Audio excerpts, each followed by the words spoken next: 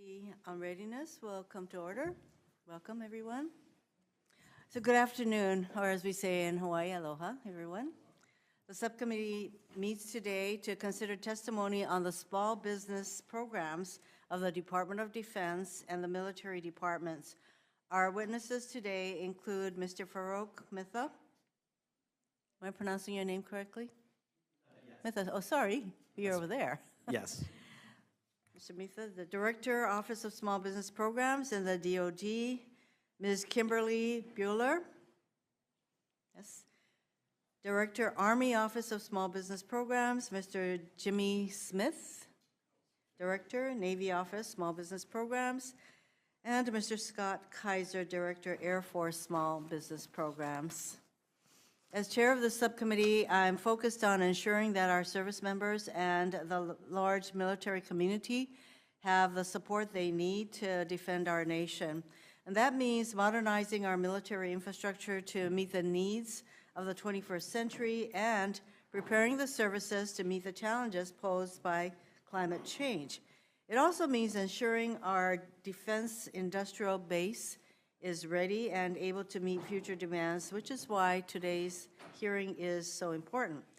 I thank the witnesses for your willingness to share your insights with the subcommittee and for your work to support and strengthen our military.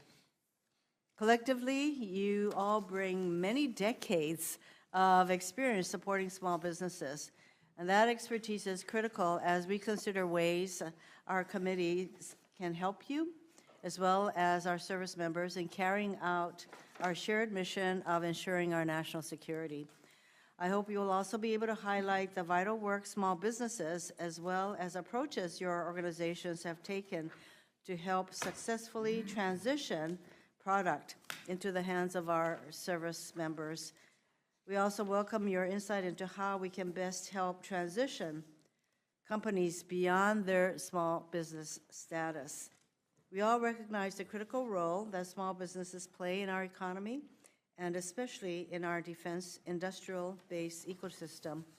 Small businesses play a vital role in spurring the kind of innovation necessary for our military to remain competitive and meet the challenges of the 21st century. As noted by the recently released DoD Small Business Strategy, in fiscal year 2021, small businesses numerically made up 73% of all companies that did business with the DoD. Additionally, small businesses comprise 77% of the research and development companies that did businesses with the DoD. And as I mentioned, especially in a time when being creative and innovative is important, this is a really important number, 77%. However, in the past decade, the number of small businesses participating in the defense industrial base declined by over 40%. That is a significant drop in the number of small businesses doing work with the DoD. That is a puzzling and disconcerting trend, and I hope that our witnesses will be able to shed some light what you see as the dynamics causing this trend, as well as some of the actions the department can take to improve the situation. And this trend begs a number of questions related to our approach to small businesses, including how good are our data and metrics in tracking the success or failure of these small businesses in the defense industrial base, especially as they try to contribute to larger competitiveness goals of the departments? Do we have the means to support these businesses while they are small and also to help them transition to grow into medium and large businesses? How could we improve the strategic approach to using and fostering our small businesses to contribute to national security missions? In Hawaii, we know firsthand the importance of small businesses to the success of our armed forces and vice versa. Businesses like Rivacom, a software company based in Honolulu, they demonstrate the importance of this relationship between DoD and small businesses. Since 2019, this company has doubled its revenue, created 120 jobs, and expanded its presence to more than 25 states. Its success would not have been possible without support from the DoD, which included $59 million in grants from the Air Force. Thank you again to our witnesses. I look forward to our testimonies And now I'd like to recognize my friend, Ranking Member Senator Thank you, Sullivan. Madam Chair, and I'm honored to be the ranking member on the Readiness Subcommittee. This is the first among equals of the subcommittees. Don't tell any of the other subcommittees about that, but it's true. And I look forward to a robust set of hearings. I'm going to just make a statement here more broadly. Last Congress, we held one hearing in this subcommittee in 2 years. And it was jointly with my committee. One hearing, okay? No offense, but that is ridiculous. We should be holding at least 2 hearings a month on readiness. There's nothing more important than the readiness of the U.S. military in this time of great power competition, the new era of authoritarian aggression, to have the most lethal military that can be ready to win wars and fight tonight, right now. So I sure hope, and you have my commitment, we will do 3 hearings a month if you want, but 1 hearing in 2 years was an abdication of responsibility, and we should never do that again on the Readiness Subcommittee. That's just my opening statement on that. 2 to 3 hearings a month, I'm ready to do it. Nothing more important than readiness of our military. And it's not really ready right now, in my view. So I want to thank the witnesses as well. In January of this year, as the chair mentioned, DoD updated their small business strategy.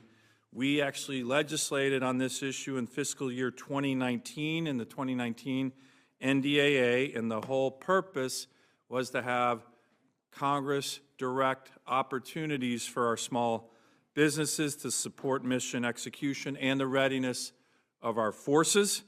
And we had hoped that a unified small business strategy across the department would expand small business engagement and opportunities across our economy. Unfortunately, as the chair mentioned, there has actually been a very significant decline of small business vendors contracting with the department. So the trends are going the wrong way. I believe that when small business opportunities are in decline, it stifles opportunity, innovation, and can lead to increased acquisition costs. One area in particular that I'd like to explore that I think matters to many of our communities, certainly my state of Alaska, I think the chair's state, the great state of Hawaii as well, is the opportunities with Native contractors. I've been a strong advocate of the Native 8A government contracting program, and one of the reasons is it's a really good match. I like to say the Alaska Native community, like lower 48 Indian communities and Native Hawaiians, have what I like to refer to as special patriotism. Special patriotism. They serve at higher rates in the U.S. military than any other ethnic group in the country, year after year, generation after generation, even when their country hasn't always treated them so well. So that kind of special patriotism lends itself to strong support with regard to 8A opportunities, and I think it's another area that can be critical win-win for those communities, our states, our small businesses, and the Department of Defense. But I hear from many of our small businesses in Alaska about the difficult time they experience just being able to get their foot in the door of DoD because it's such a big bureaucracy, complicated place to do business. And once they get their foot in the door, sometimes it's difficult to maintain the connection. As we all know, small businesses oftentimes don't have the resources to do department-wide requirements on issues like cybersecurity and acquisition reform, and they oftentimes don't have the extra bandwidth to become experts in certain areas that are required in their relationship with the department. So what we want to be able to get from this hearing, and what I do certainly, is how we can improve that process, expanding readiness, expanding the ability of American innovators who might not be the giant military contractors, but can disrupt and create opportunities for our military, for advancing technology, and for the workers of America. We all want to participate in that. We all support our military, and having small businesses be a part of that, I think, is a critical function of the department. So thank you again, Madam Chair. I look forward to working with you on numerous hearings on readiness in the next 2 years, and appreciate your leadership on this issue. Thank you very much. I look forward to working with you also. We'll start with Mr. Mitha. Chairperson Hirono, Ranking Member Sullivan, and distinguished members of the subcommittee, good afternoon. Thank you for the opportunity to testify today on small business tools within the Department of Defense to enhance the industrial base. My name is Farooq Mitha, and I'm the Director of the Department of Defense Office of Small Business Programs. I report to the Assistant Secretary of Defense for Industrial Base Policy within the Undersecretary's Office for Acquisition and Sustainment. Today, I will discuss tools used to increase small business participation, address small business barriers, and the department's recently released small business strategy. Small businesses make up 99% of all businesses in the United States and are a critical contributor to our national security. Last fiscal year, the department spent $85.2 billion on small business prime contracts, and nearly 25% of the department's prime contracts go to small businesses. Additionally, the department exceeded its goals for small disadvantaged businesses and service-disabled veteran-owned small businesses. Despite their immense value, the number of small businesses in the defense industrial base has declined over the last decade. This is an economic and national security risk for our nation. We risk losing mission-critical domestic capabilities, innovation, and strong supply chains. To respond to this, the department is working to strengthen our small business supply chains, increase competition, and attract new entrants. I want to specifically highlight a few programs at the department that support enhancing small business participation. These programs include the Mentor Protege Program, the Apex Accelerators, the Rapid Innovation Fund, and the Indian Incentive Program. The Mentor Protege Program enables experienced companies to provide business developmental assistance to protege firms. The proteges are small businesses from socioeconomic categories or new entrants, and the mentorship enables proteges to become suppliers as prime and subcontractors to the department and other federal agencies.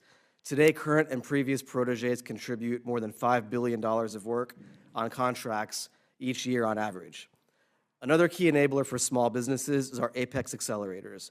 The department funds 96 Apex Accelerators across the country that assist small businesses by helping them learn how to do business with the government.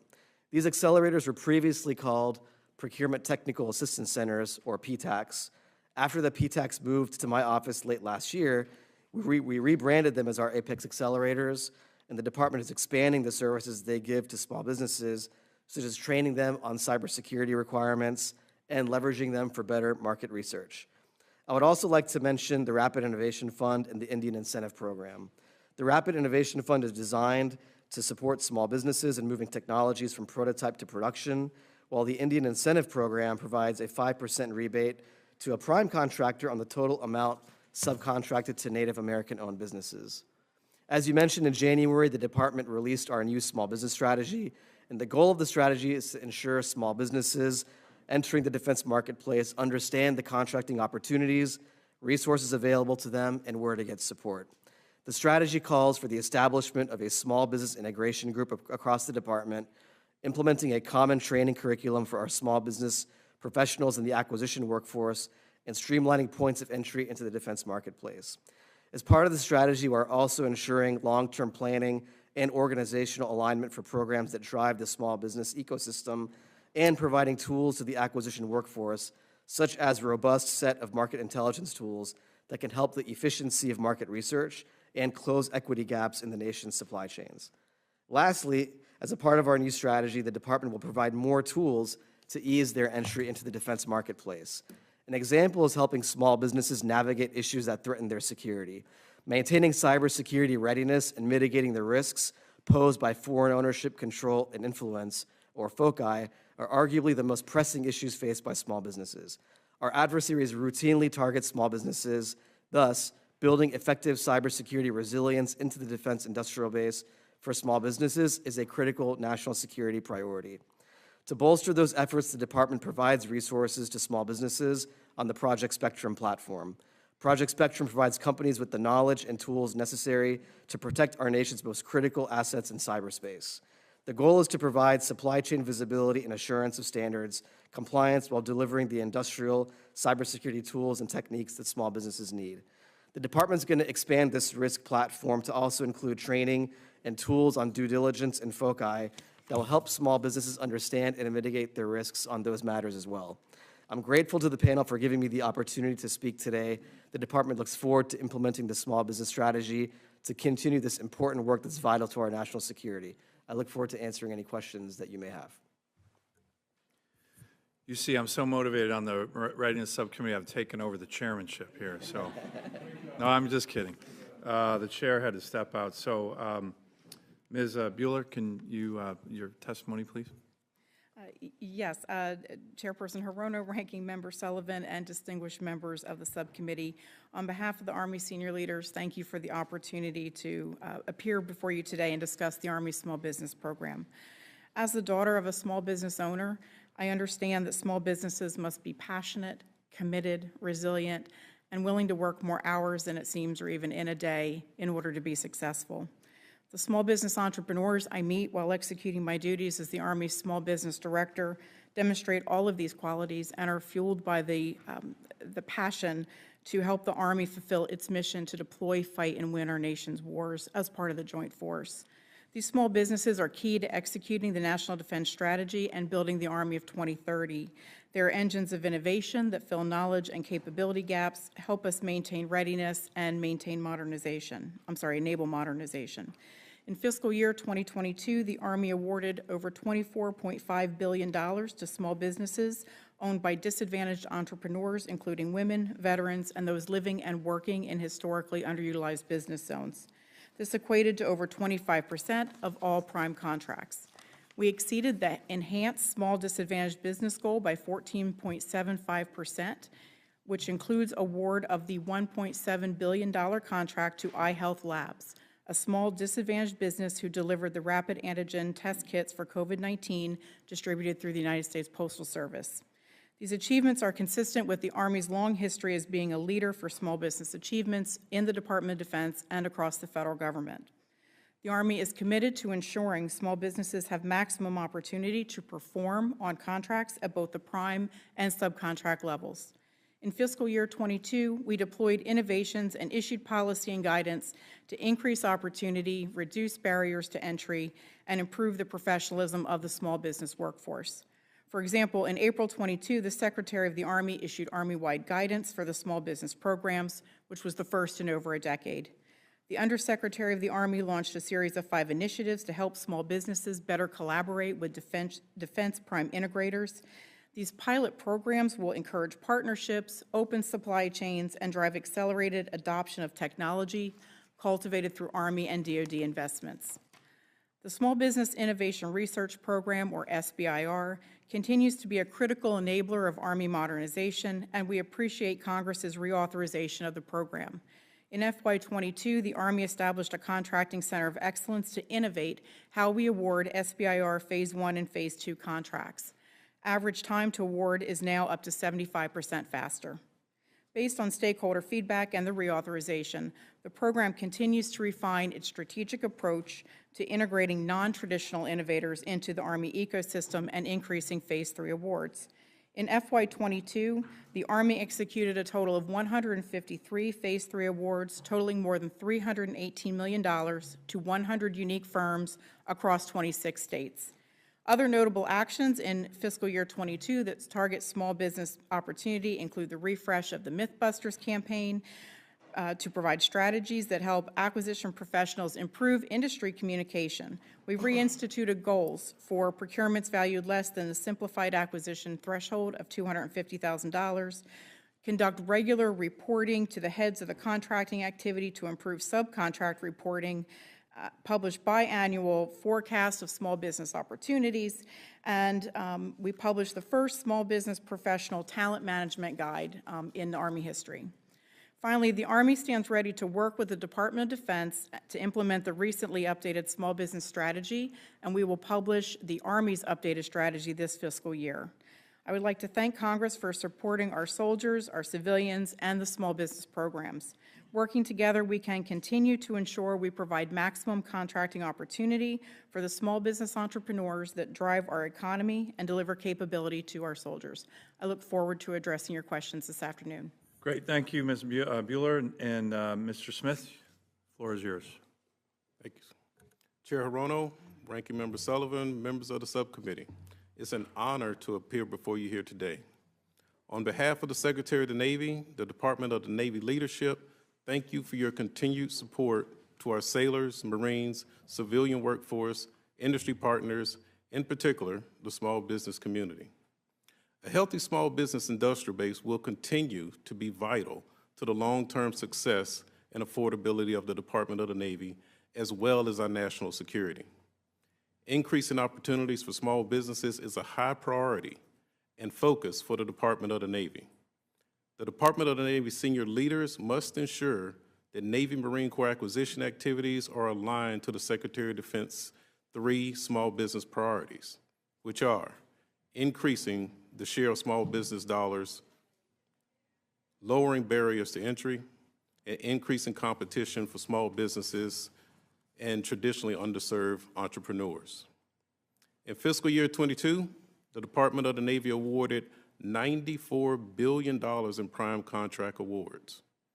Nearly 20% of that went to small businesses that served as prime contractors. This 20% equates to $18.4 billion awarded to small businesses. It also represents an increase over the FY21 number, which was $17.3 billion awarded to small businesses. In fiscal year 22, the Department of the Navy exceeded its goals for women-owned, service-disabled veteran-owned, historically underutilized business-owned small businesses. The Department of the Navy increased its small disadvantaged business target significantly in FY22 in response to President Biden's Executive Order 13985. Our proactive posturing resulted in the Department of the Navy's 4-year run of exceeding its goals in all 4 socioeconomic categories to be broken by aggressively targeting the 1% short for small disadvantaged businesses. The Department of the Navy continues to blaze new trails as the Secretary of the Navy continues to lead from the front. In addition to his regular meetings with industry partners, he conducts small business roundtables, and he also established and led 2 small business executive offsites within the Department of the Navy. These offsites required that the 10 commanders that oversee our major buying commands and the 18 program executive officers reflect back on their small business opportunities and performance against their FY22 small business goals. And then we spent time discussing the FY23 small business execution plans. Furthermore, SECNAV challenged these senior leaders to disaggregate previously held large and omnibus contracts to afford small businesses the opportunity to compete for prime contracting opportunities. Supporting in this stance, the Secretary of the Navy then tasked my office, my team, with creating a policy to leverage OMB's memo entitled Advancing Equity in Small Business, to strengthen accountability of the Department of the Navy senior leaders in meeting the goals established.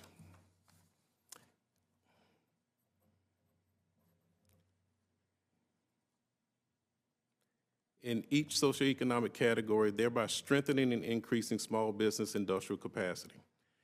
This direct communication with the Department of the Navy senior leaders and the accountability measures affected through their performance plans has yielded unparalleled increases in outreach efforts throughout the Department of the Navy. My team and I attribute the majority of the increase of the small business performance to SECNAV's hands-on approach to increasing small business and giving them the opportunity to provide warfighting capability to the Navy's mission. In conclusion, the small businesses that are essential to the healthy defense base, we need you working on our hardest problems. You bring about innovation, you bring about capability and technology, and we afford opportunities to work with you. The department recognizes that there are incredible resources available for this adaptability. The Department of the Navy is committed to these opportunities and removing barriers to doing business with us. Thank you again for your leadership of this committee and the oversight of interest in the Department of the Navy. To my Navy small business team, thank you for the outstanding work you do in support of the Navy mission. I look forward to your questions. Thank you very much. Mr. Kaiser? Good afternoon, Chair Hirono, Ranking Member Sullivan, and members of the subcommittee. My name is Scott Kaiser, and I currently serve as the Director of Small Business Programs for the Department of the Air Force, covering both the United States Air Force and the United States Space Force. Thank you for the privilege to be sharing our perspective on small business tools and for enhancing the defense industrial base. It's good to see that you, Madam Chair, and Senator Shaheen and Duckworth also serve on the Senate Committee on Small Business and Entrepreneurship. We value your continued support for small business, for our civilian employees, and our uniformed military members who serve as small business professionals. Our FY22 small business participation record is strong. For the third year in a row, the Department of the Air Force exceeded all small business goals, as well as each of the subcategories, awarding a record 22.9% of all eligible DAF contracts, representing $15.6 billion direct to small business. Small disadvantaged businesses, SDBs, owned by disadvantaged individuals, Native American tribes, Native Hawaiian organizations, and Alaskan Native corporations received 10.12%. Goals for service-disabled veteran-owned small business, women-owned small businesses, and historically underutilized business zone, hub zone small businesses were also all exceeded. This industrial base is broad, from R&D to construction to information technology to manufacturing. For an example, an ANC-owned small disadvantaged business was chosen as a best value for aircraft logistics at the United States Air Force Academy, contract worth over $109 million. Small businesses are known as the engines of innovation. We agree. Last year, we obligated 19.7% of all eligible R&D contracts, over $2.7 billion, to small firms. Spend under Small Business Innovation Research, SBIR, and Small Business Technology Transfer, SITR, for technological feasibility, further research, and prototyping reached just over $1 billion. Our technology transition is strong. In FY22, we awarded SBIR-SITR Phase 3 contracts with a ceiling value of almost $2 billion, with nearly $1.8 billion awarded to small firms. Our FY22 eligible Phase 3 contract obligations reached $772 million, from under $300 million in FY18. Of those $772 million, small firms got $627 million. We made almost half of DoD-wide Phase 3 obligations. The most important tool on which these successes hinge is our small business professional workforce, which assists small firms and advocates for the participation and innovations in the acquisition process. I lead a small business community of 162 small business subject matter experts, about half of which are dual-hatted in their responsibility and roles. Small business professionals work hard. Last year's average was about 642 contracting action per SBP under purview, an increase from 625 the year prior.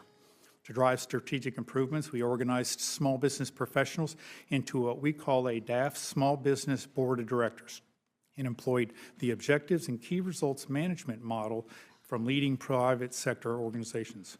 We used the OKR model to pursue broad lines of effort under our BOD structure. The small business professionals on each LOE team developed the OKRs to support that team's objectives. OKRs address training and fill the workforce, deployment of effective guidance for small business contracting methods, data, goaling metrics, improved outreach, and reduction of entry barriers, and mainstreaming the use of SBIR-SITR, Phase 3 and acquisition planning. Thanks to the OKRs, our small business professionals carried out a record number of outreach activities, last year increasing 45.7% of audience over FY21, both virtual and in-person audience members. We even sent our SBIR-SITR expert to speak in Hawaii at the governor's invitation last October.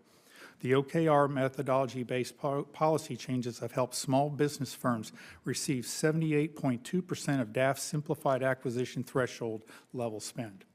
Despite all our successes, we know small business firms continue to face challenges doing business with the DAF and the DOD in general. We take this seriously, implementing the new DOD small business strategy. We've assigned the strategy's 23 action items into our BODS LOE teams, and they've worked it into so we can track our progress on a monthly basis. We provided the DOD Office of Small Business Programs for appropriate action, the DAF strategy resourcing estimate, matching action items to the existing or additional personnel as approved by our Undersecretary with the concurrence of the Chief and Vice Chief of both Air Force and Space Force. Thank you again for this opportunity to testify and share the small business perspective. We look forward to answering your questions. Thank you very much. I'll start with the questions. First of all, let's get a definition of small business from you, Mr. Mitha. Yeah, thank you for that question.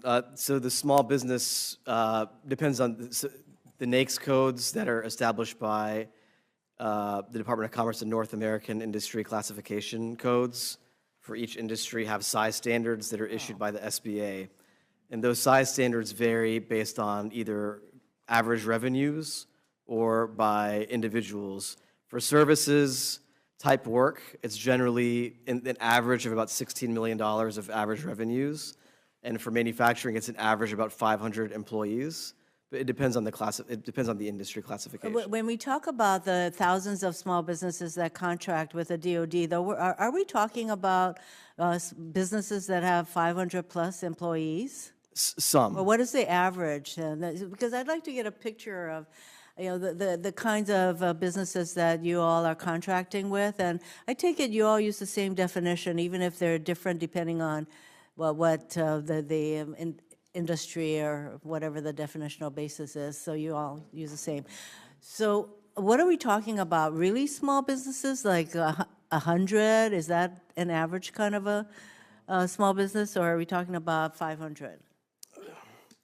I would say it depends. I don't have an exact answer on the average, but I would say that for professional service type work where we look at revenues, it's in that revenue range of probably $10 million and less in revenues as those types of companies. And for manufacturers, it's harder to tell from my view, but it could be in that 500 range, yes.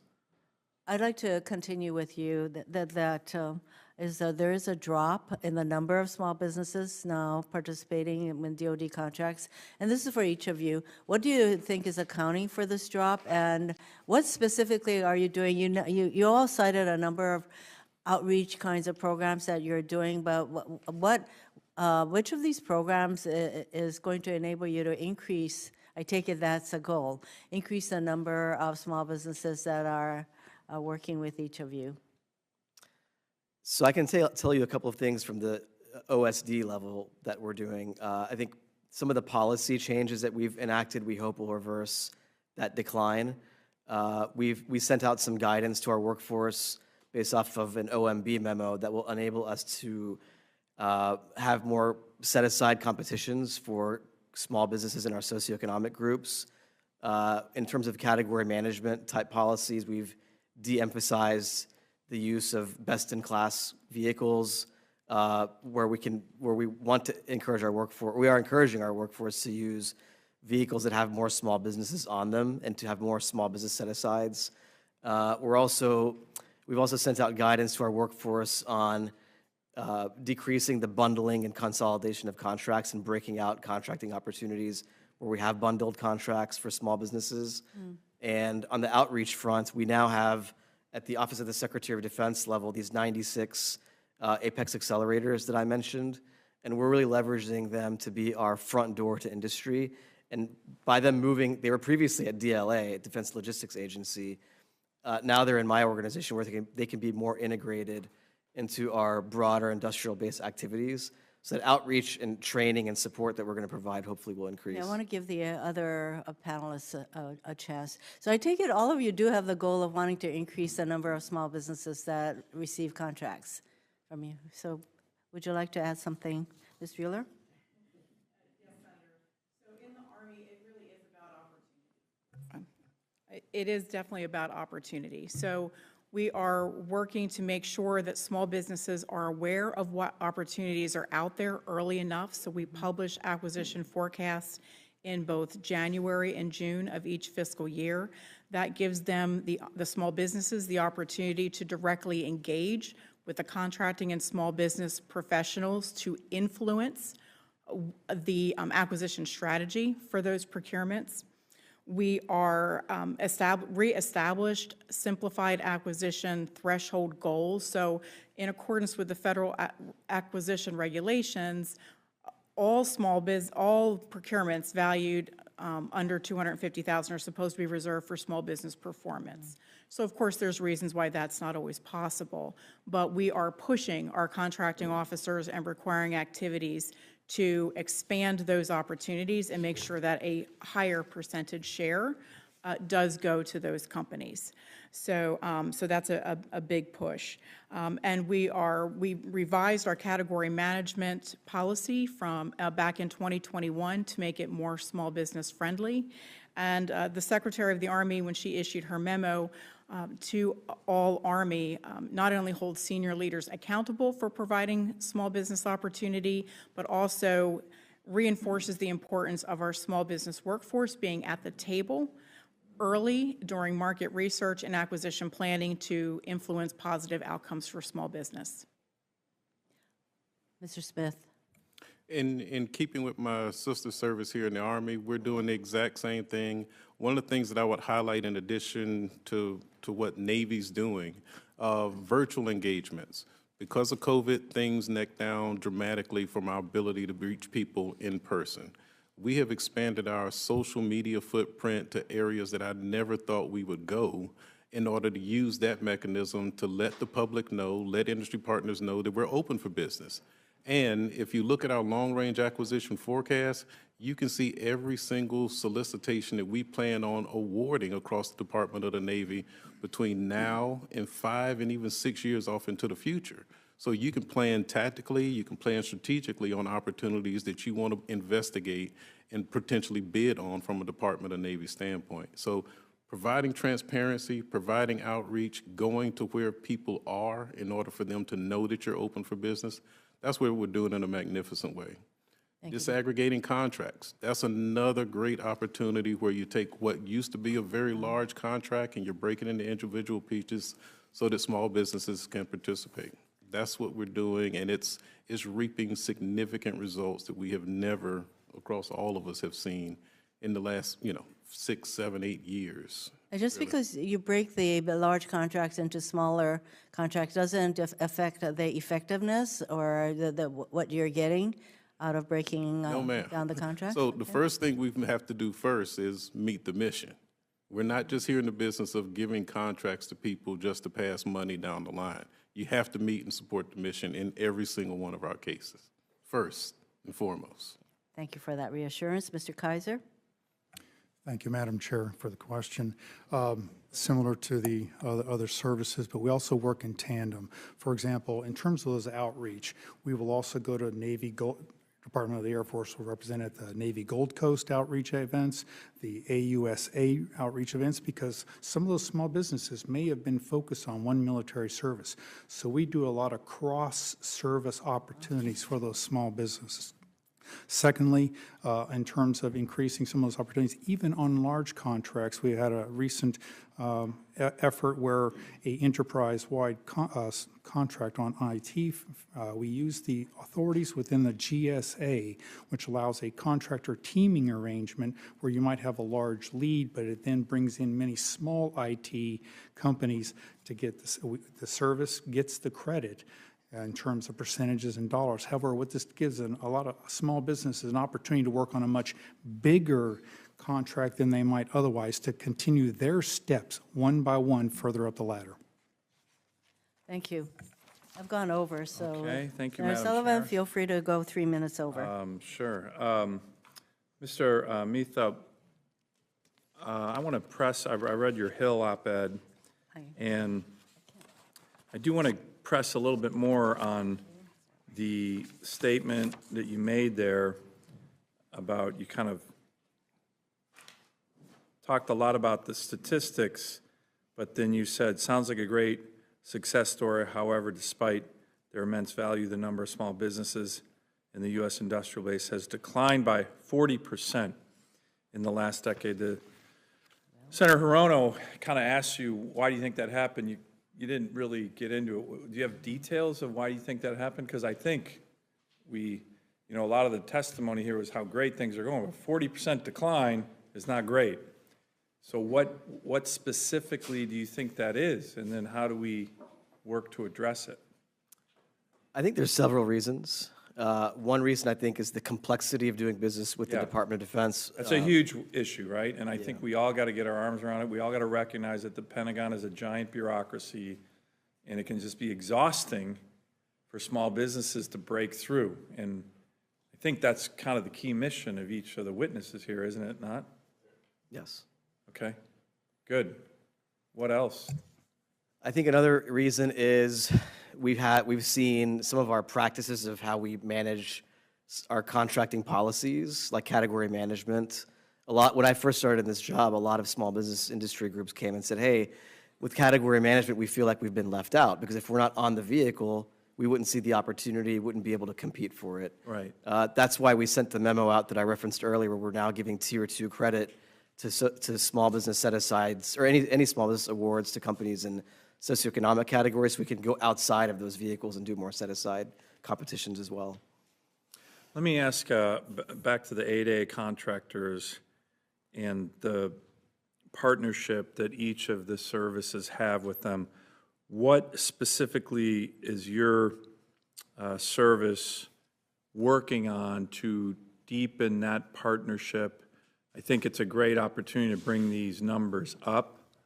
This goes for disadvantaged communities, rural communities. Like I said, in my state, it's primarily the Alaska Native corporations and tribes and ANCs that really can bring benefits to very rural parts of Alaska, very rural parts of America, and indigenous communities. So can I ask each of the services what you are doing specifically that relates to both near and long-term opportunities with 8A contractors? Why don't we start with you, Ms. Bueller?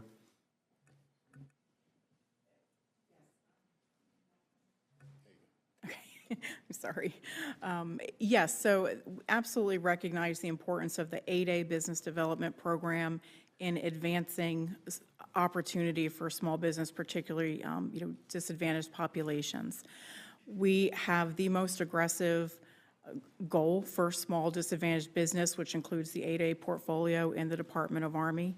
Our goal for FY23 is 15%. Okay, but what are you doing Yes, sir. specifically? Yes, Senator. So we are developing strategic partnerships with our 8A companies, particularly you mentioned the Alaska Native corporations. I recently went out and visited with the Acoma group and met with their shareholders as well as the leads from all of their business lines of effort. That was a key engagement. I intend to replicate that with other organizations and expand that kind of a partnership. We are, again, making sure that we're going after and setting aside those business opportunities at that very tactical level, making sure that our small business professionals are empowered to actually make things happen and create opportunity. Okay. And we are using our virtual vendor engagements to conduct enhanced outreach, just like my partner over here, Mr. Smith, mentioned. We have had one focused singularly on the small disadvantaged business and 8A population, trying to make sure that they know that the door is open from the Army, and we want to create opportunity with them. Great, good. Mr. Smith, what about you? Yes, sir. Same question. So last fiscal year, we reached a pretty unique engagement with the Small Business Administration on the 8A program. So does it take a lot of coordination with SBA? It does. And the work you're doing, so that's got to be a key element. It does. It absolutely does. You think that's going well with SBA? It's going absolutely well. So at the end of last fiscal year, I reached out to my counterpart over in the 8A program at the Small Business Administration. Good. And I said, one of the barriers to doing business with the Department of the Navy is past performance. If our Right. industry partners don't have past performance, you typically don't get work from us. Right, and how do you ever get out of that loop? So Right, you can't, if you don't have past performance, you can't start. we actually worked out a pretty good deal with the Okay, SBA. good. What is it? So I contacted my counterpart, and he said, what if we came to an arrangement where my PCRs, his folks that are in the field, that know what these local companies can do, vouch for them to be able to do work for us? Can we take a government person's vouching for a company, Even though they haven't done DOD? even though they haven't done it for DOD? Yeah. And in many cases, we ask that, let's take in the case of building a firehouse. A firehouse is a firehouse is a firehouse. But if you never built one for us, we hold that Yeah. back from you. Yeah. But if that local PCR can tell us that we've seen this company build a firehouse in our local community for state and municipal reasons, they can do it for us. And we actually pulled out of their list of over 1,400 companies in the 8A program that have never won a contract, we pulled 40 companies off of that list last quarter, just because we had an engagement with one another on this company is good, take them forward. And we're watching those companies now for the execution of those contracts. Great. As we mentioned, it's not about giving money away. Oh, of course. This is all about getting readiness, work out of them. lethality, winning wars. Absolutely. Right, So that's what this engaging the committee's Small all Business about. Administration on the 8A program from a one-on-one standpoint for opportunities to expand and grow work. Okay, good. That's a good example. What about you, Mr. Kaiser? Good afternoon. Thanks for the question. Following on, and perhaps some additional information, is we're negotiating with the SBA on those S8A partnerships. We're getting the SBA to share with us their information on their most recent new 8A firms. Secondly, from our staff, last June, we sent our Director of Staff, Mr. Mike McWilliams, who's here with us today, to Alaska to the 8A conference that's held in June each year. Right. And we'll be sending it as we traditionally do in terms of that outreach. Similarly, in April, we'll be going to the NHOA conference in Hawaii, once again, for the outreach to as many organizations as we can possibly get to. And we look to, in terms of the mentor protege program, we target those in the tribal organizations as Can well. I ask about that? Because that was actually one of my questions. The mentor protege program. Sure. Is a really good idea, but I worry that it's hard to get that kind of program out into the rural communities, right? So are you, when you're talking about, you mentioned you're targeting Native communities and rural communities with that program, are all of you doing that? Because it sounds like a great program, looks like it's working, but I worry that it's tough to get to a small Alaska Native village with a program like that. So are you considering those kind of entities to make sure they can benefit from a program like that as well? Absolutely, and I'm trying to find the list. I think we have one in place already in Alaska. I'm just targeting, but once again, it's trying to make people aware, first increase the awareness of those kind of opportunities. True, the manufacturing overall base may not be the same in every location, but we're trying to start that conversation and get it going. I think we have one already in place. I'm looking for the list. Okay, well, we'll stand by. Thank you, Madam Chair. I'd like to start round two. Sure. of questioning. So yes, I have a question about the mentor protege program. I take it that that is a very successful way of enabling more small businesses to engage or have contracts with the DoD. So what do? Do you put out a call for volunteers to be mentors and then you match them up with proteges? Is that how each of you is doing this program? I can start. So the mentor, so each component, services and DoD components are participants in the program. The funding comes to my office. They put out their requirements of different topics from the services and components for agreements that they would like to fund. And the mentors apply to be mentors, and there are certain statutory requirements to be a mentor. Once those mentors are approved, they can team up with a protege firm, ideally a small disadvantaged or socioeconomic firm they have a relationship with, and they give us a proposal that we then fund through an agreement where we reimburse the costs to the mentor for the business developmental assistance they provide to the protege, or we give them subcontracting credit towards their goals. So do all the services have this mentor protege program? Army? It's the OSBP program, but we all tap into. Okay. And is it working out well? Is it growing? In the case of the Navy, we have 4 current protege agreements. We have 3 already in the works for this year, and I believe we'll have 3 more added on to that once the industry partners make that teaming agreement with one another. Then they present it to the Navy. So I will have 10 here relatively this year is what I will. So do you have some kind of numerical goals, each of you, for the mentor protege program? So I will tell you, the Navy's trying to catch up in this regard. My colleagues on my left and my right are leading the Navy right now. I'm sorry, did you say you have a numerical goal? We think it's a fair share kind of opportunity, and money is the driver at the end of the day. How much money is in the pot? Yes, Senator. So the Army has 6 active agreements. We recently changed our processes so that we have a year-long open solicitation so that mentor protege proposals can come in at any point during that year.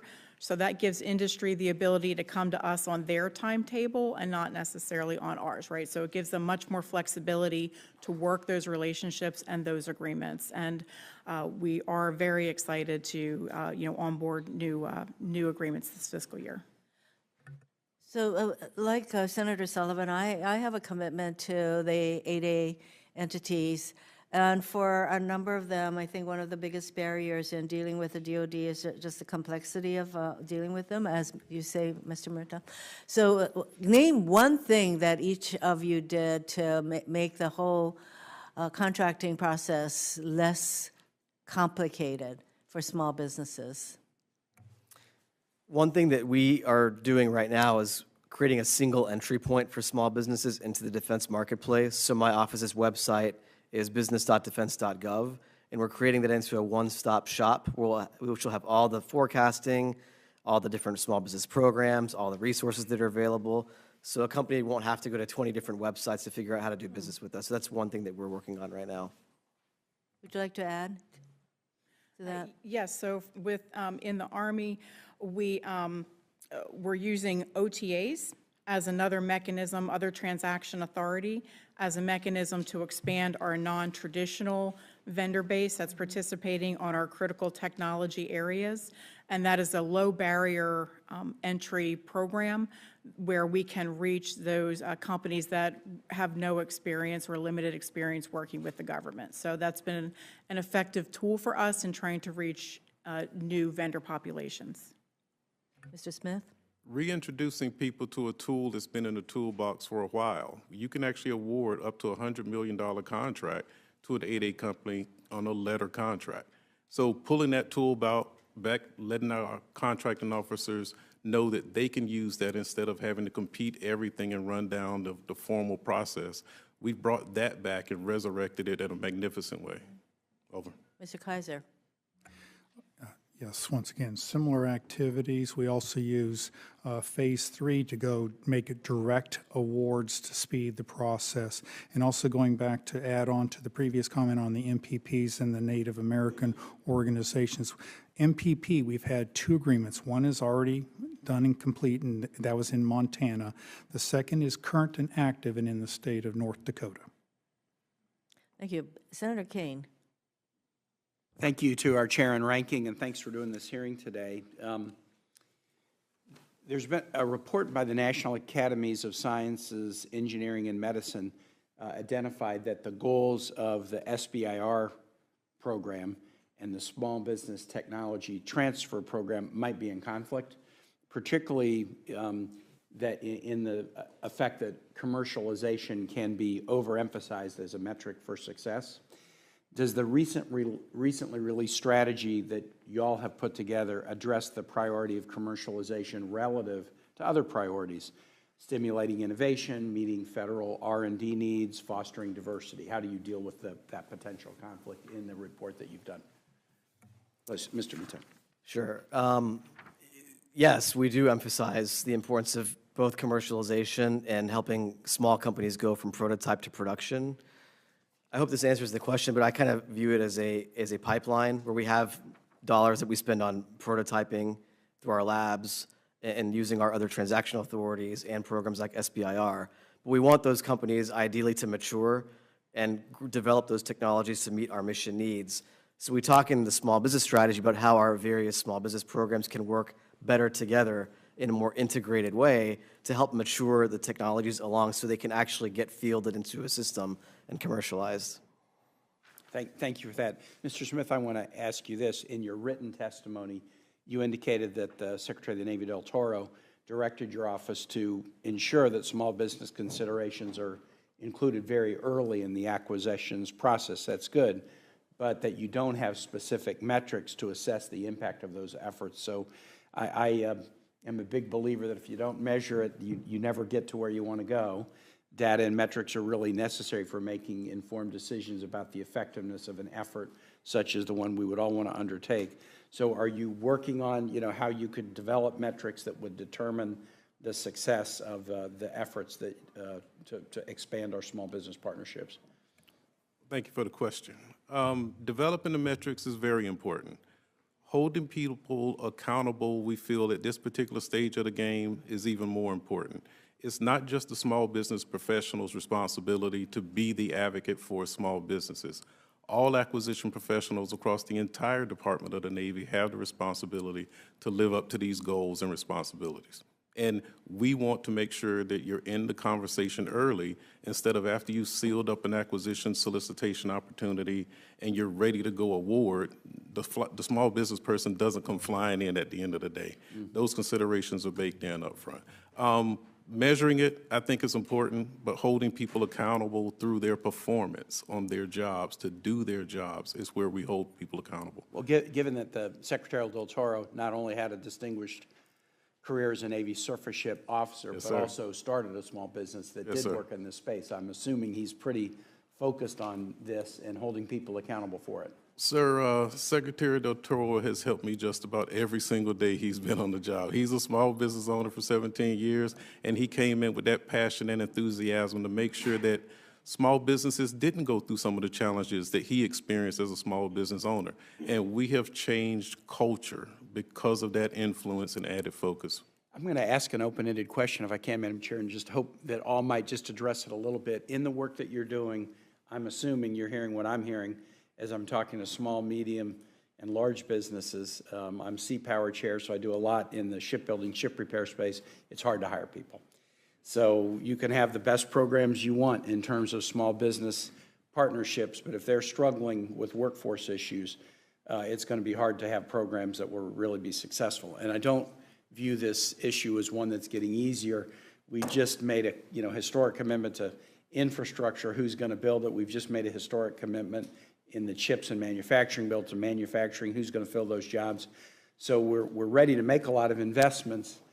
I think this is going to make the challenge even tougher. So in each of your spaces, if you could, my time's about up, but I'd love to hear what you're hearing from your small business partners, and are you engaged with them in creative strategies around the workforce question that the committee should know about, so maybe we can try to amplify or expand them.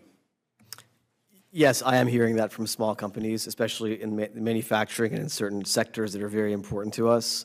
One of the things that I'm hoping that we can do from my office's purview is use our 96 Apex accelerators that are out in the field across the country to do a better job of talent matching.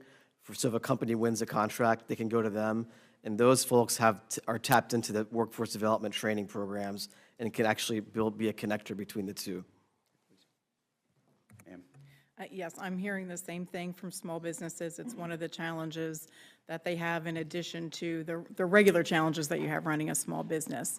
And, it's very important to us when we are making contract awards to these companies that they're going to be able to perform. So we need to understand the industry dynamics and what conditions they're facing, and we're trying to incorporate that and include that as part of our market research. To make sure that we understand, because it also impacts the price that we're going to pay at the end of the day. So it helps us to also prioritize what we're going to be able to actually buy. Thanks, Ms. Bueller. Mr. Smith. So I've seen the exact same result. I've actually watched small business industry partners team in a way that I haven't seen some of the larger businesses do. Reaching out to the local community colleges, reaching out to the colleges and universities to build a pipeline of talent that you need upon graduation to join the workforce. If you don't start early, hoping to get them at the end and when they're ready to go is a wish. Building dedication, loyalty, and commitment early on, I think that transfers volumes, and I think more need to do that. But we're all starving for talent. And Mr. Kaiser. Once again, you're spot on, and that I think is probably more systemic across our entire nation of every kind of hands-on skill.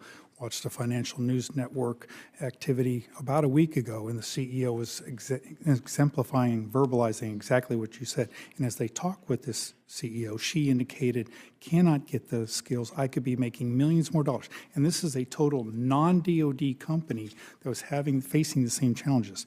Now, Senator Mullen was here. From my time at Tinker Air Force Base, I remember they had several technical schools focused on aviation in the state of Oklahoma that he might be able to lend, how do they do it? And part of that was to bring some aircraft maintenance capabilities and skills to Tinker Air Force Base. But at the same time, at Tulsa, Oklahoma, you had the American Airlines has their huge maintenance facility there.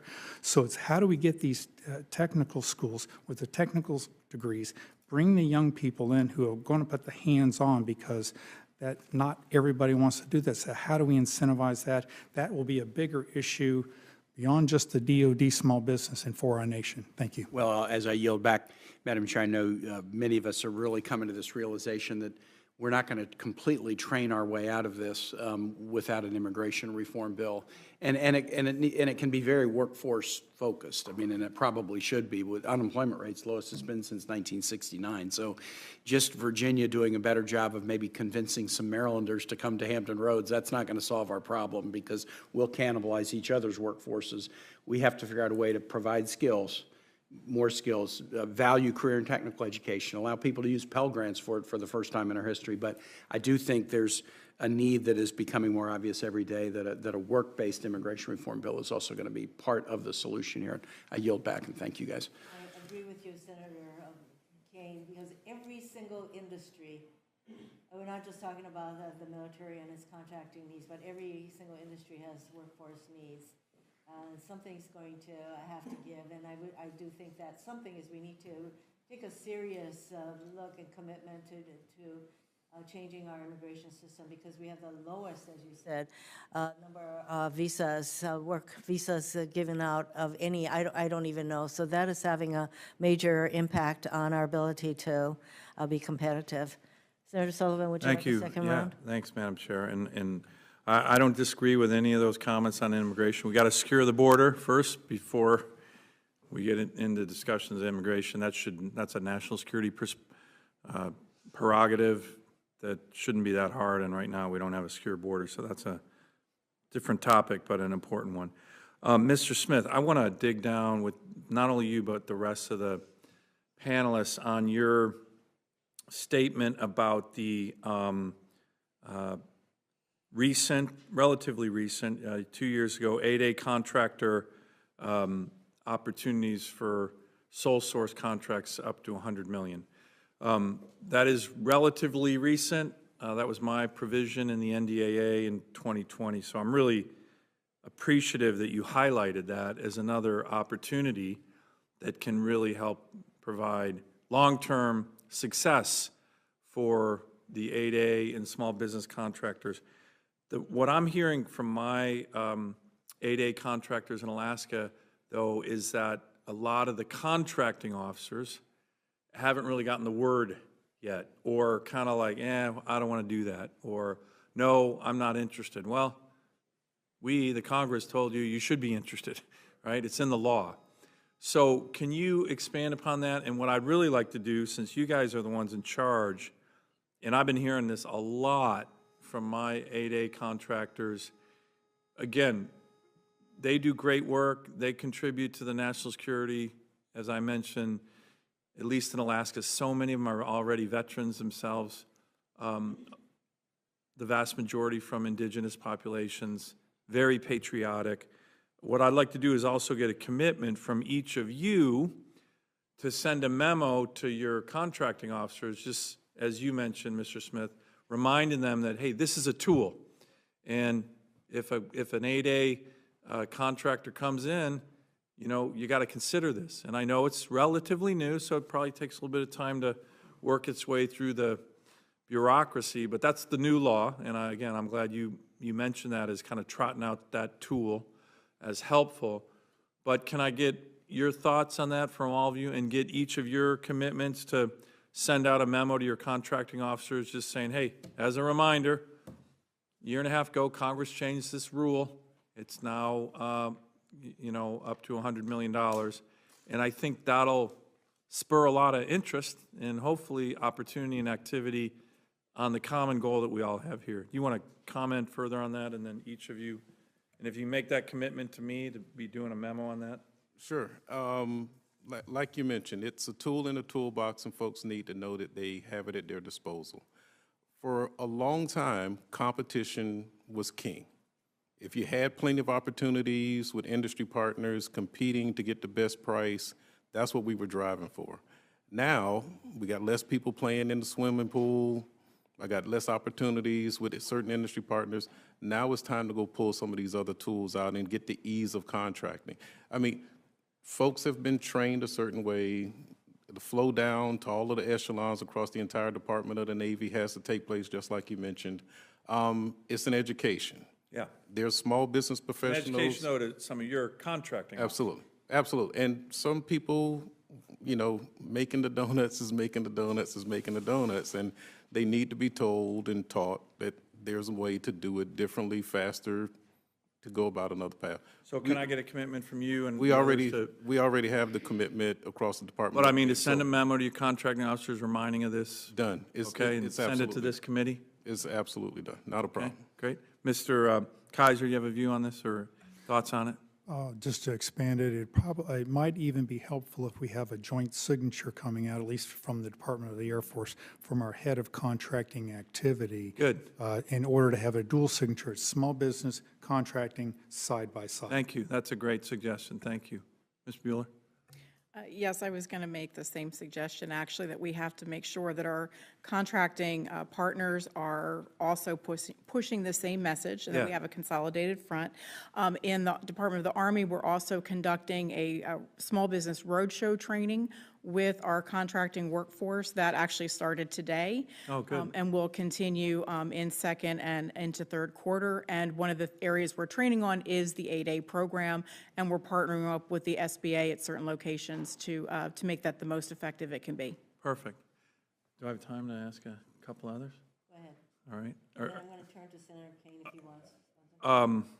Let me, Mr. Kaiser, I want to compliment you and the Air Force. You know, we've had a very big buildup of the Air Force in Alaska with the F-35s, 2 squadrons F-35s, and a whole host of new Air Force personnel at Eielson Air Force Base and other places throughout Alaska. And it was a lot of military construction authorized by this committee. And we now have, by the way, on time, on budget, that the Air Force got 2 squadrons of F-35s bedded down at Eielson Air Force Base during the pandemic. So, great job. Great job.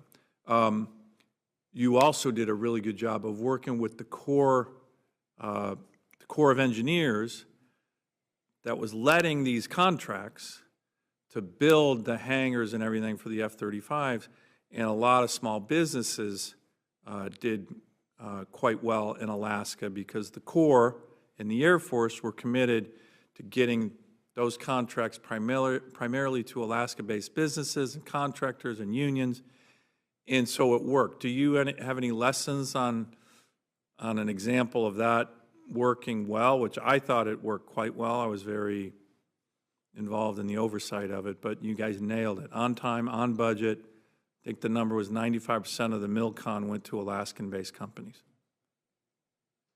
To expand beyond in what they did, I'm not as familiar with those specific, but that is not uncommon with the contracting Air Force contracting working hand in hand with the Army Corps of Engineers on these major MilCon projects and with reconstruction or new construction.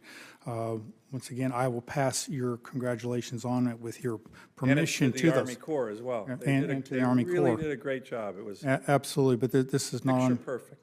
Absolutely. Experience I have is with Langley Air Force Base following Hurricane Isabel in the 03-05 timeframe. Once again, contracting a lot of coordination with the Corps of Engineers. At that time, we were bedding down the F-22 at Langley. So once again, a lot of teamwork across the board, everybody focused on the mission because they understand the importance of it. So not uncommon to us, and I suspect the other services as well, but thank you, sir, for that compliment. So I have two Okay, more go on. questions, if that's all right. The next question is for Mr. Smith, and I'm sure Senator Kane will have some interest in it. I had breakfast, actually, with the CNO this morning, and we talked a lot about shipyards. We talked a lot about the Defense Industrial Base as it relates to building ships, which, you know, that's not necessarily a small business activity, but small businesses can get a lot of the action on that. But the one area that is a small business, a relatively small business activity, is the maintenance and repair of big Navy ships or Coast Guard ships. And there's a lot of opportunity there in the small business sector for smaller shipyards, not the giant ones that are like in Virginia and stuff, but we have some smaller shipyards. We have a shipyard in Seward, Alaska called JAG that just got a Navy contract, really, really big deal for these guys. They're going to do repair work. We have a bigger shipyard in Ketchikan that does big Coast Guard overhauls. And can you talk about, particularly in this need to get our Navy bigger and better and stronger, the ability to use smaller shipyards, probably not for the building, but for the repair and maintenance, and that way the big shipyards can build the subs and the LHAs and things like that? Well, Senator, having grown up on the shipbuilding side of the house, I was Virginia Class's construction manager when we delivered the first one. Capacity is going to be your challenge here. Having a dry dock to bring in a guided missile destroyer or a large amphib or an aircraft carrier, you have to have the facilities to be able to do that. Now, my understanding, the carriers and the nukes are public yard. That is correct. But even the CNO is talking about dishing out some of the, even though it's public yard, Right. dealing with the nuke Navy, that you can still dish out some of the non-nuke work to Absolutely. small businesses. Is that true? Absolutely. That's absolutely true. In the past, we would have probably put up an omnibus kind of contract for a very large industry partner to get it all done, and they would subcontract the work out to smalls, and they're going to continue to do that. To break that work out separately and move the platform to a smaller yard, I think there's some coordination there that we have to look at. Not saying that we can't do it, but today we can park the platform in one place and everybody show up to the ship. If you're going to take it away from the bigs and move it to a small, well, then that work's going to be segmented and probably not integrated in a fashion that we're accustomed to today. So it's not that we can't do it. I think it'll be different. I think small businesses can benefit from that opportunity. They're currently benefiting today as subcontractors, and you're talking about prime contracting opportunities in the future with your construct. I don't see a reason we can't do it. It's going to be more of a coordination, and when does the fleet need that platform back to service? Because if you can do it all in parallel, that's one thing, but if you're going to make series maintenance activities, that's time that we're talking about marching along at that point. Okay. So That's very helpful. I had one more question that's back to Mr. Smith again, but maybe it can be more broadly. We had a small business in Alaska called Travarius that won a contract with the Navy to build your mobile cleaning, recovery, and recycling systems. This is what I was referring to as like a Zamboni for an aircraft carrier. If you get the hockey analogy, an aircraft carrier, or a LHA with a flat deck. And this company developed it on its own and built them. 43 for the Navy. It was really, really, really impressive. We were so proud of them because, you know, we don't have that big industrial base up in Alaska. And the Navy, you know, there were some hiccups, right? There was some back and forth with the contracting officer. We heard at one point suggesting, hey, if you really want to stay in the game, you need to move your business to the lower 48, right? Trust me, I called the Secretary of the Navy on that one saying, you got to be kidding me. And we want to keep this stuff in our state, not encourage them to go. But you know, so companies like this, they get a big contract, it's great, they kind of base their whole business model on it. But once that contract's over, and if it doesn't continue, that's, you know, challenging for them. Do you guys look at those kind of contracts where they build this McCress, as I think they're called, or Zambonis for aircraft carriers, but then also can do the maintenance work? Because that's something that, to me, gives a company with expertise the ability to continue doing that. They probably know more about this system since they built it from scratch than anyone else. And I don't think they're ever able to get the maintenance work to be doing that, and it's a little bit more challenging. So I'm not familiar with that particular case. I will go find out and, Yeah, we can provide you we the can, info on it. and I'll go respond for the record for that, Okay. that inquiry. I'm curious, Zamboni for an aircraft carrier, that piqued my attention. Well, I mean, they zip up, they bring up any kind of material on the flight deck that can hurt particularly with the 5th-gen aircraft and hurt the systems, so it's really sophisticated stuff. Sure. And one of the things that we encourage small businesses to be able to do is, do you have a commercial outlet for your opportunity as well, along with the maintenance? Because I'm sure there's airports, I'm sure there's runways nearby where that capability can be provided elsewhere. Counting on DoD to be your sole customer, that's an interesting market. But I think if you had many more people buying from you, that's a more lucrative market. So, but I will definitely go endeavor to investigate that one further. Thank you.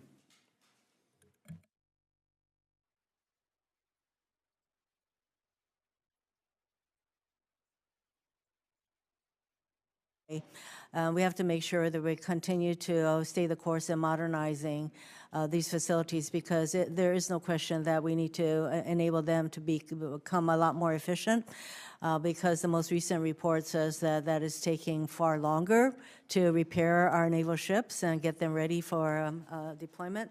So that needs to happen. And then at a time when we need to really shore up our ability to be innovative, and competitive with a near-peer competitor, i.e. China, I would like to know if each of you fully utilize the SBIR and STTR programs to really push innovation to small businesses. Do you do that? Ms. Yes, Bueller? Senator, the Army absolutely uses the SBIR and the STTR programs to develop innovation. Not only do we use the programs properly, we've developed transition broker teams along 8 different lines of effort, you know, linked to specific technologies and capability gaps that we're trying to fill. So we're trying to make the program more effective for us to really target, you know, those high critical areas. We're also using it as part of our, what we call the X-Tech search. This is a Shark Tank-like competition where companies will propose a certain technological solution. We will give them small contracts and take them through successively, you know, down select competition, you know, over a period of time until we get to a winner. So we're utilizing the SBIR authorities to also facilitate that. So absolutely part of our toolkit. Mr. Smith? No different from the Army and probably no different from the Air Force in that regard. That's our fertile feeding ground for future opportunities. Future technology comes from that area. Having the right mission set for what you need to counter in the future is what it's all about. And having industry partners working in that vein, that's where we are. And we're spending transition dollars to get that capability into the fleet, not just doing research and development for the sake of doing research and development. Definitely. We need to make sure that it's of some utility. Mr. Kaiser, do you do the same thing? You really push for this kind of innovation support? Absolutely, Senator Rono, and once again, just adding on similar activities, but also, in fact, earlier this week, we execute a lot of our SBIR dollars through an organization called AFWorks and SpaceWorks. Met earlier Monday afternoon of this week with the new leader of that organization, Colonel Lee, to talk about how they're restructuring the program. A lot of their activity over the last couple of years has been toward just kind of open topics. Well, they're now streamlining that and focusing. They'll have at least 40% of their research ideas and small business awards focused on operational imperatives that you've probably heard Secretary Kendall talk about, the things that we really need to get after in order to be very competitive, shall we say. And so so we're meeting with them to make sure that what they're doing research on is not just necessarily open or basic research, but rather focused research on the things that we need for our program executive officers, for our weapons systems, so to make sure that it's really making a difference. And so the program executive officers, PEOs, are becoming much more involved in the SBIR process as well. And so we've been awarding quite a bit. Our SBIR dollars have gone from about $300 million in FY18 to we're about $1 billion this year. So thank you for that continued support. I just wanted to make sure that we get it on the record how important these two programs are, because there are some people who don't think that it's important to reauthorize SBIR or SCTR. Thank you. Thank you very much to all of you for coming and talking with us. And with that, this hearing is adjourned.